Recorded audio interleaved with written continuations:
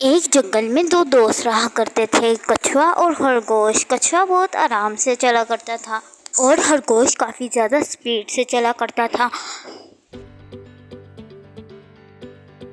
खरगोश को अपनी इस बात पर बहुत ज़्यादा गुरूर था। वो कछुए को हर वक्त चिढ़ाता रहता था। एक दिन खरगोश कछुए से कहता है, क्यों ना आज रेस ही लगाई जाए, देख लेते हैं कौन ज़्यादा स्पीड से भाग सकता है। बरगद के पेड़ तक जो सबसे पहले पहुंचेगा वही इस गेम का विनर होगा।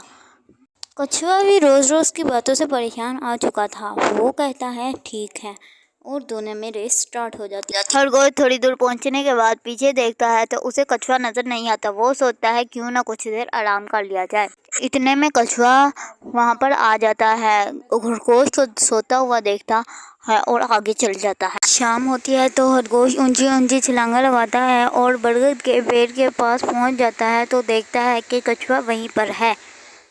उसका सिर शर्म से झुक जाता है और वो कछुए से माफ़ी मांगता है।